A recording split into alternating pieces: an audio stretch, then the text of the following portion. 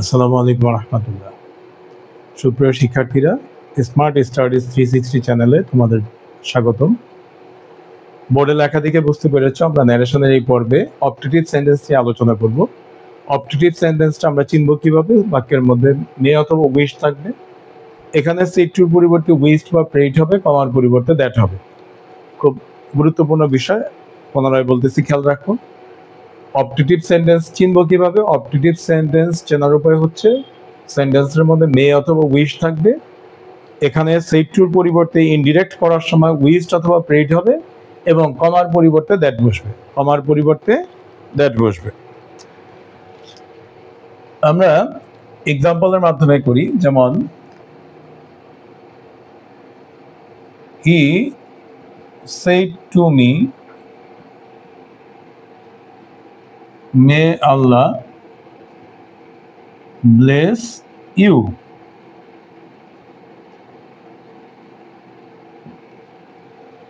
সে আমায় বললেন আল্লাহ তোমার মঙ্গল করুক। এখানে এই বাক্যটা অপটেটিভ, কারণ মে আছে বাক্যের মধ্যে। ইনডিরেক্ট করার সময় আমরা আগে সাবজেক্ট লিখবো, হি আছে, হি লিখলাম।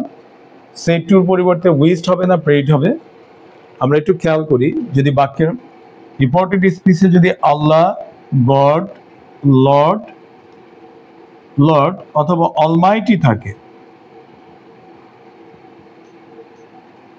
রিপোর্টেড স্পিচে যদি আল্লাহ, গড, লর্ড, অলমাইটি থাকে তাহলে প্রেইড হবে। তাহলে কি হবে? প্রেইড। আল্লাহ, গড, লর্ড, অলমাইটি উল্লেখ না থাকলে উইশড হবে। তাহলে যেহেতু এখানে আল্লাহ উল্লেখ আছে, আমরা এখানে প্রেইড লিখব। যেমন হি প্রেইড, হি প্রেইড। খেয়াল রাখবে অপটেটিভ সেন্টেন্সে রিপোর্টিং ভার্বে অবজেক্ট বসবে না। প্রেইডের পরে আমরা সরাসরি দ্যাট লিখব, হি প্রেইড দ্যাট। এখানে সাবজেক্ট হচ্ছে আল্লাহ, থার্ড পারসন, কোনো চেঞ্জ হবে না, এ বড় হাতের হবে আল্লাহ। তারপরে সূত্র অনুযায়ী একটা মাইট আসবে, Allah might bless me. You second person অবজেক্টের কাছে যাবে, তাহলে এখানে মি হবে, আল্লাহ মাইট ব্লেস মি। আমরা আরেকটা এক্সাম্পলের সাহায্যে দেখি। I said to him,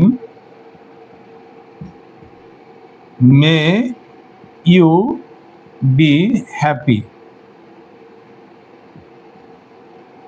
তাহলে এখানে ইনডিরেক্ট করার সময় আই লিখব, সেড টুর পরিবর্তে আমরা উইশড লিখব, আই উইশড।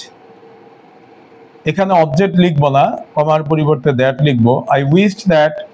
সাবজেক্ট ইউ যাবে, সেকেন্ড পারসন যাবে অবজেক্টের কাছে, আই উইশড দ্যাট। হিমটা হি হয়ে যাবে, মেয়েটা মাইট হবে, হি মাইট বি হ্যাপি।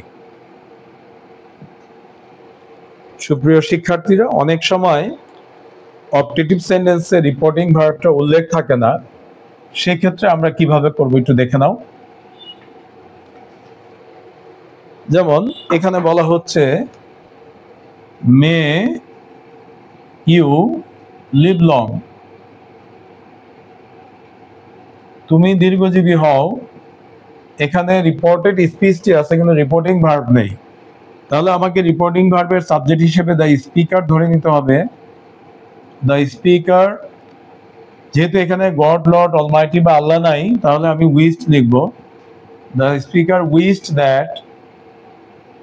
অবজেক্ট যেহেতু উল্লেখ ছিল না, আমি দ্য লিসনার ধরে নিব।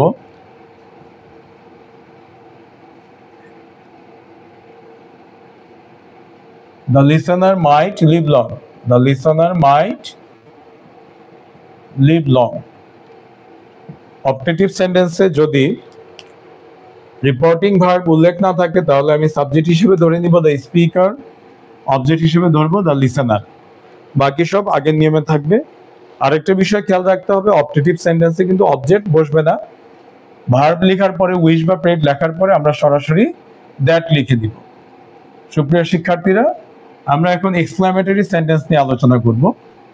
ন্যারেশনের এক্সক্লামেটরি সেন্টেন্স, এটা চেনার উপায় হচ্ছে তোমার নোট অফ এক্সক্লামেশন দেওয়া থাকবে। নোট অফ এক্সক্লামেশন দেখলে চিনবে বাক্যটা এক্সক্লামেটরি সেন্টেন্সে আছে। এক্সক্লামেটরি এক্সক্লামেটরি সেন্টেন্স চেনার উপায় হচ্ছে নোট অফ এক্সক্লামেশন থাকবে। সূত্রটা হচ্ছে রিপোর্টিং ভার্বের subject plus exclaimed plus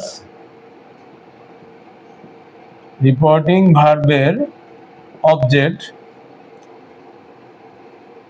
plus with joy বা সরো বা ওন্ডার অথবা শেম প্লাস কমার পরিবর্তে দ্যাট, কমার পরিবর্তে that plus reported স্পিচের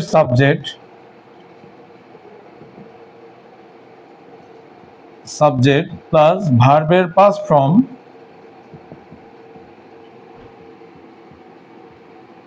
plus very বা গ্রেট। শর্ত হচ্ছে যদি বাক্যের মধ্যে হাউ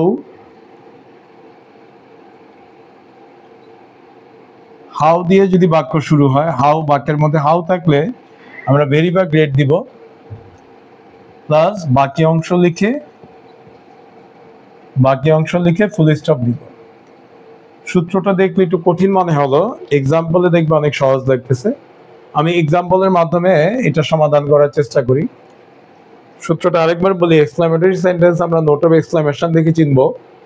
ন্যারেশনে এক্সক্লামেটরি সেন্টেন্সকে ইনডিরেক্ট করার সময় আমরা শুরুতে রিপোর্টিং ভার্বের সাবজেক্ট লিখব, তারপরে আমরা সেট টু এর পরিবর্তে এক্সক্লেইমড লিখব, তারপরে রিপোর্টিং ভার্বের অবজেক্ট লিখব, তারপরে আমরা সেন্টেন্স অনুযায়ী উইথ জয় বা সরো বা ওন্ডার বা শেম লিখব, কমার পরিবর্তে দ্যাট লিখব, তারপরে রিপোর্টেড স্পিচের সাবজেক্ট লিখব, ভার্বের পাস্ট ফর্ম লিখব, এরপরে ভেরি বা গ্রেট লিখব। তবে যদি হাউ দিয়ে বাক্য শুরু হয় তাহলে ভেরি বা গ্রেট আসবে, অন্যথায় ভেরি বা গ্রেট আসবে না। তারপরে বাকি অংশ লিখে ফুল স্টপ দিব। এখন আমি দুটো এক্সাম্পলের মাধ্যমে বাক্যটা, এই সেন্টেন্সটা ক্লিয়ার করব ইনশাআল্লাহ।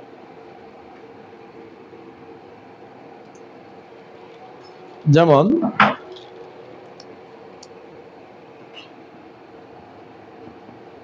Raju said to me, Hurrah, I have won the match. Raju আমায় বললো, হুররা, আমি খেলায় জিতেছি। এখানে নোট অফ এক্সক্লামেশন থাকার কারণে বুঝে ফেলেছি বাক্যটা এক্সক্লামেটরি। এটাকে আমি ইনডিরেক্ট করার সময় আগে সাবজেক্ট লিখবো রাজু, সেট টুর পরিবর্তে আমরা লিখবো এক্সক্লেইমড। সূত্র অনুযায়ী রাজু এক্সক্লেইমড, যেহেতু এখানে অবজেক্ট আছে আমি অবজেক্ট দিব। হুররা, I have won the match. সেন্টেন্সটা দেখে বোঝা যাচ্ছে এটা আনন্দের সংবাদ, তাহলে আমি লিখবো উইথ জয়, কমার পরিবর্তে that. Raju exclaimed me with joy that. এখানে আই হচ্ছে সাবজেক্ট, আই ফার্স্ট পারসন যাবে রাজুর কাছে, তাহলে হবে হি। হ্যাভ এর পাস্ট ফর্ম হবে had. Won the match, full stop হবে। এক্সক্লামেটরি সেন্টেন্সকে আমরা যখন ইনডিরেক্ট করব তখন নোট অফ এক্সক্লামেশন না হয়ে ফুল স্টপ হবে, এই বিষয়টা খেয়াল রাখতে হবে। দ্বিতীয় আরেকটা বাক্য লিখতেছি, হি said to me, how clever you are.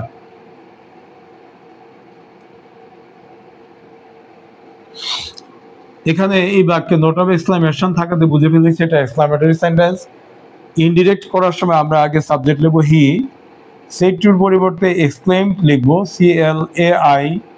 CLAIMED, exclaimed. Object যেহেতু দেয়া আছে দিব হি এক্সক্লেইমড মি উইথ ওন্ডার। সে বিস্মিত হয়ে বলেছে, হি এক্সক্লেইমড মি উইথ ওন্ডার, কমার পরিবর্তে দ্যাট। লেখার পরে শিক্ষার্থীরা খেয়াল রাখবে নোট অফ এক্সক্লামেশন শেষে থাকলে তার আগেই মডেল ভার্ব এবং তার আগে সাবজেক্ট থাকবে, তাহলে আমরা ইউ কে আগে চেঞ্জ করবো, ইউ হচ্ছে সেকেন্ড পারসন যাবে মি এর কাছে, এখানে আই হবে, আরটা হয়ে যাবে ওয়াজ, আই ওয়াজ। আমি আগেই বলেছিলাম বাক্যটি যদি হাউ দিয়ে শুরু হয় তাহলে ভেরি বা গ্রেট হবে, এখানে আমরা ভেরি দিব, I was very clever, full stop. Great কোথায় বসবে?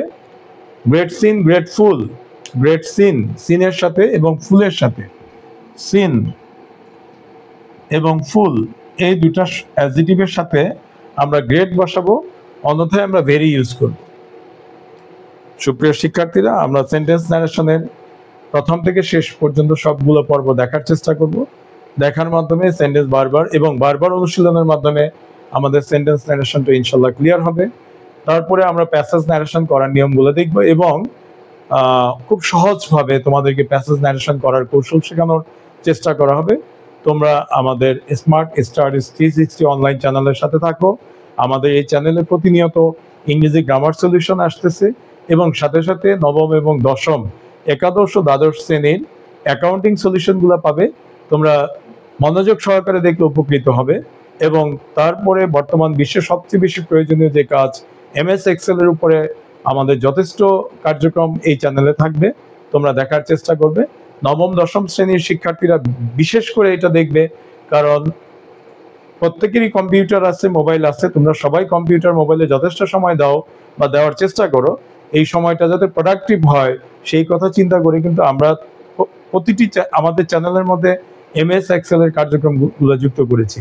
আশা করি তোমরা এই ভিডিওগুলো দেখে উপকৃত হবে এবং আমাদের সাথেই থাকবে। ধন্যবাদ। আসসালামু আলাইকুম ওয়া রাহমাতুল্লাহ।